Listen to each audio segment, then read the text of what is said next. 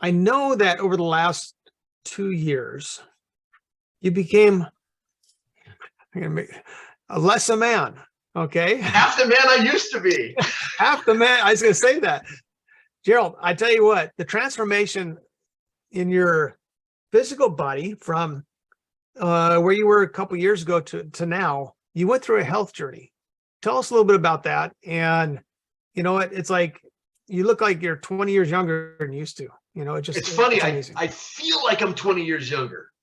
It is amazing. So I'm going to be a senior citizen this year.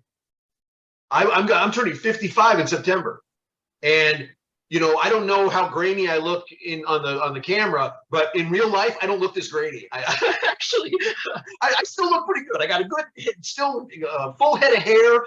You know, I don't have too much in the way of wrinkles, and you know, it's like it feels good. Yeah. So middle of 2020. When I was in California, and so anybody who watched the news, you know, California, they locked everything down, and life was very, very different than a lot of the other parts of the country.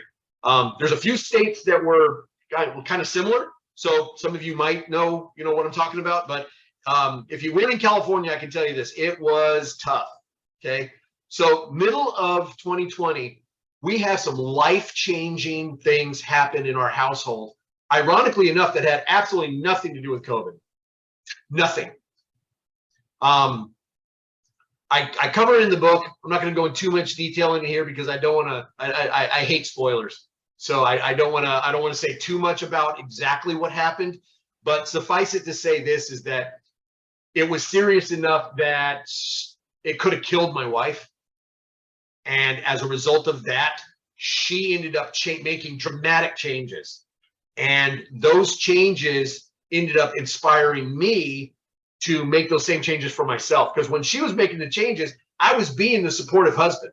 She needed to change some eating habits. And so I was like cooking her dinner, and I was making her these healthy meals. And she had implemented intermittent fasting. And so, you know, for her dinner, just to make it easier on her, I was making her like these, grilled chicken breasts and some broccoli or asparagus, or, some of the real heavy greens and everything. So I would make that for her. And then 4 hours later, I was making myself a pound of chicken nuggets and a pound of French fries and eating it like, an hour before I was going to go to bed.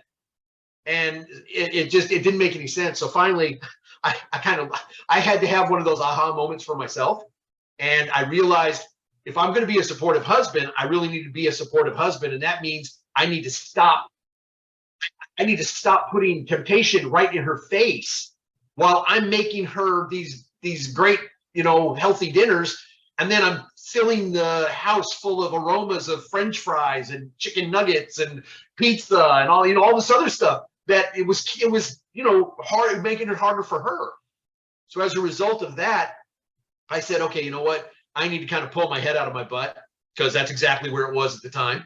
And I said, I need to do something different. And I did.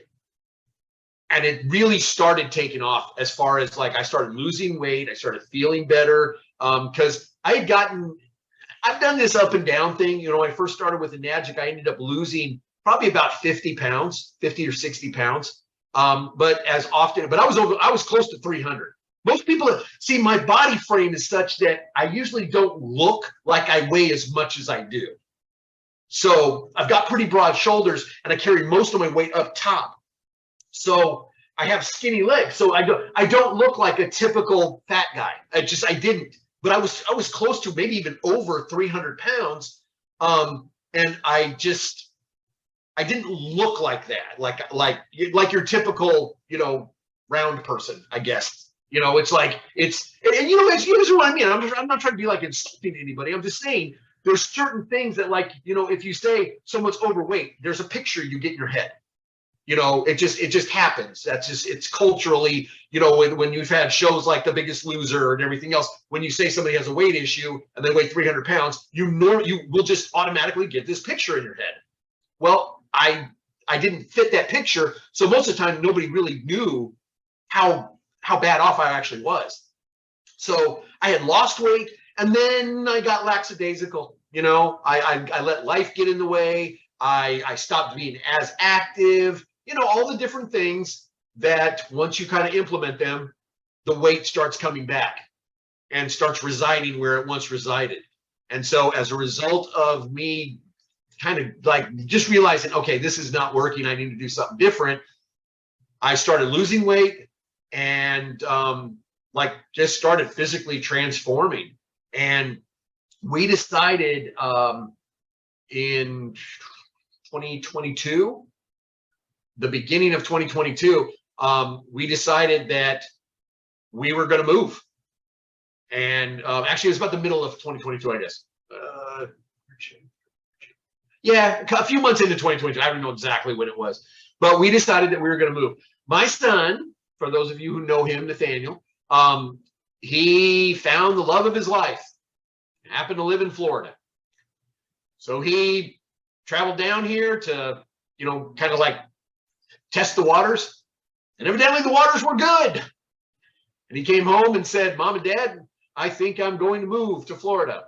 Well, my wife and I were not quite ready for a 3,000-mile gap between us. And we've been working from home for, like Jim said, we've been in and around this industry for 20 plus years.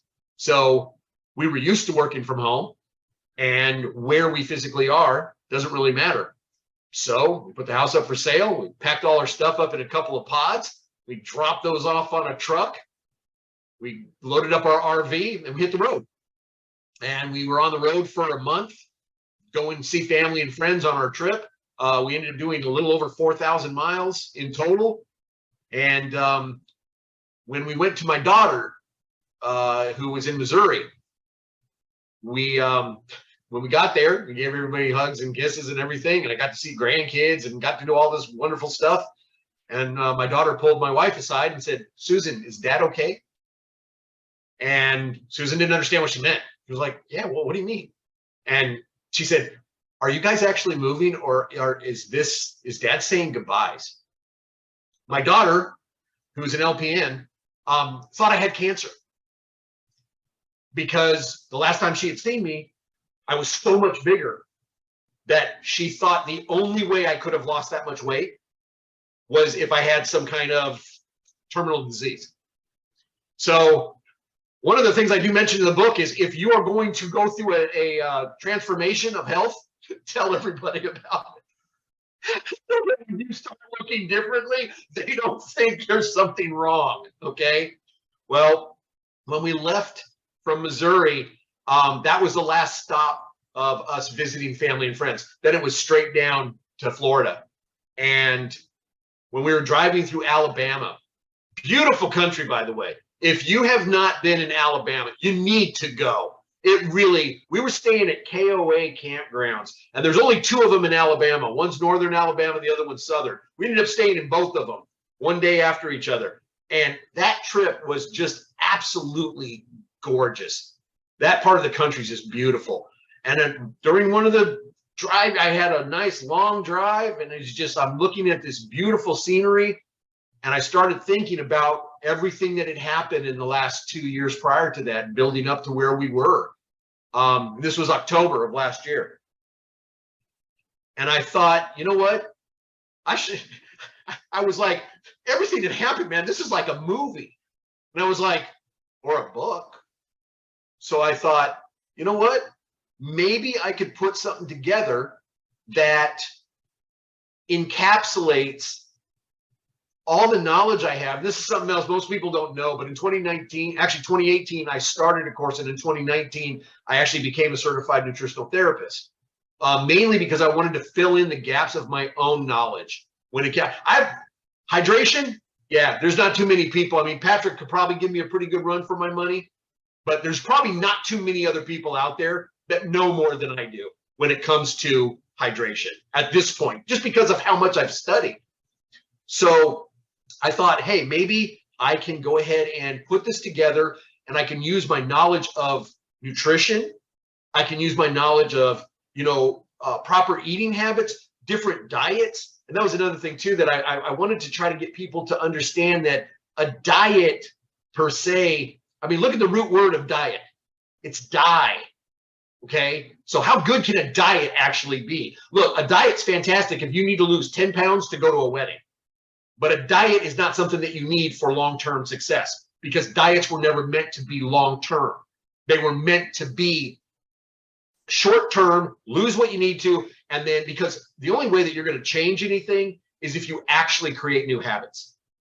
And so what I basically did, one of the things in the book that I do is I talk about these different diets that are out there. I cover probably about 15 of the most popular right now, and I explain what they are, and explain how I personally took bits and pieces, I cherry picked from these different diets and created my own personal eating habits. So I'm gluten-free, dairy-free. I eat part of the blood type diet, keto, no sugar. I mean, if you take a look at my eating habits, I'm like 7 different diets, but I only picked out the pieces that work for me. And I've actually created my own custom eating habits. And as a result of that, it's working for me. And it's what I need. It's giving me what I need. Yeah, I still do supplements, because the fact of the matter is a lot of the foods that are available now just simply don't have the same nutrients that they did 30, 40 years ago, just because the way that they actually do like agricultural farming and things like that, they're using a lot more chemical-based stuff than natural-based stuff. And it's like, yeah, it grows faster, but there's nothing in it. It's pretty cardboard. So it's like, you need to learn some of these different things and have an understanding of it, and then you can actually make some strides. And so this is what New You, discovering the magic pill for health and happiness. And the irony is, I'm going to let you guys in on a little secret. The magic pill stares at you in the mirror every day, because there is no pill. There's no pill. It doesn't exist. We all know this. There might be things that can help. Kangen water, absolutely help. Is it a magic pill? No. No, it's not. It's water that's created through a very scientific process that has very understandable results. Once you understand the process, you understand the science behind it. Is it magic? No. Can it feel magical? Yes, it can. And while there's no magic pill, I do believe there is magic, and I believe the magic resides in each one of us. And we've been convinced by so many different entities out there that we have to depend on them for our existence.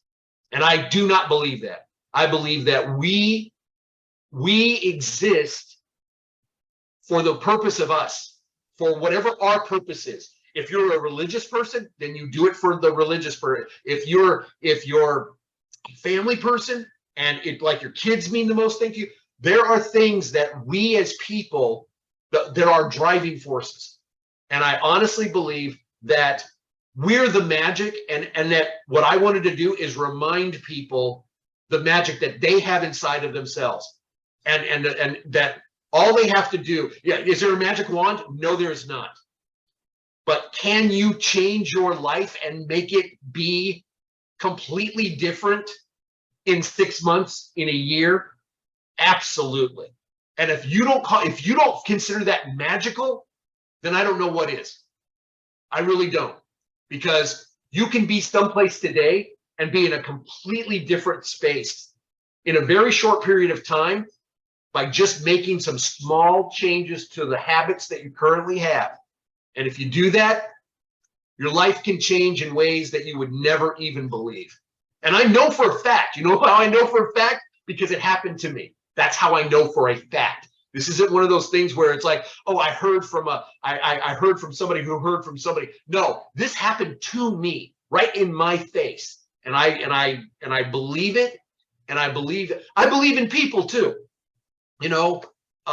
Despite how messed up our world seems, I feel like there's a small group of people who like screwing it up for everybody else. So I think that if we can just gravitate back towards us, stop worrying about all these outside influences, all these outside opinions, all these outside things telling us who we're supposed to be, what we're supposed to be, how we're supposed to dress, who we're supposed to like, what we're supposed to say. If we can just kind of just block out the noise and remember who we actually are, why we're actually here, and that we are spiritual beings, man. We are spiritual beings. And if we can remember that, remember where we came from, and then we'll go, hey, you know what? I can make my life whatever I want it to be. And there's nothing wrong with that, because you don't have to have $1 million in the bank and a big house on a hill to be happy. As a matter of fact, most of the people that I know that have those things are freaking miserable. Okay? I mean, they really are, because they live a very shallow existence. But I can tell you what, I know that my family is healthy and happy. I'm healthy and happy. I'm probably going to be here at least a few extra years as a result of the changes that I made. That's important to me, because I want to make sure. And also, one of the reasons that I did this is I do like helping people. And I wanted to make sure that when I'm on my deathbed, because I can promise you this, I'm not going to care how much is in my bank account. When I'm getting ready to meet my maker, I am not going to care how many pieces of property I own. I'm going to care if I made a contribution to this world that was bigger than what I took from it. And that's what I want to achieve, and that's what I want to accomplish. And I think that this new book is going to be one of the ways that I can do it. I think Ride the Wave helped me kind of start that momentum. And I'm hoping that this one sold 50,000. I'm hoping this one sells 5 million. That would make me really, really happy. It's not about money either. It's about making a difference, about making an impact. So yeah, I think the other thing that's interesting is that for the people who know me, I'm gonna let you know, you don't know. Okay, you don't. I'm very guarded about me. I've had a lot of things in my life happen that I'm not particularly proud of. If you ask me about them, I'll tell you, because while I'm guarded, I'm also very honest. So if you sat me down and said, Jerry, tell me about your life, I'll tell you all I'll tell you all the good, bad, and the indifferent. And in the book, I actually do delve into some of my own past, just to kind of level the playing field with the reader, to let them know, man, I'm not coming to you from some pedestal at all. I'm coming to you from a place of, I've been down, I've been out, and I figured out a way to get out of it. So it's not always been easy, but in life, is anything that's really worthwhile easy? I mean, if you really think about it, I have people go, this isn't very easy. Well, no shit. It's not supposed to be easy. It's not. Anything good in your life is supposed to take effort. Why do you think raising children is such a rewarding thing? You think it's easy raising a kid that doesn't turn into a freaking psychopath? No, it's not. Especially nowadays, man. It takes a lot of effort. Easy shouldn't be part of the equation. Worth it should be part of the equation. So if you understand that it's worth it, then you do what you need to do.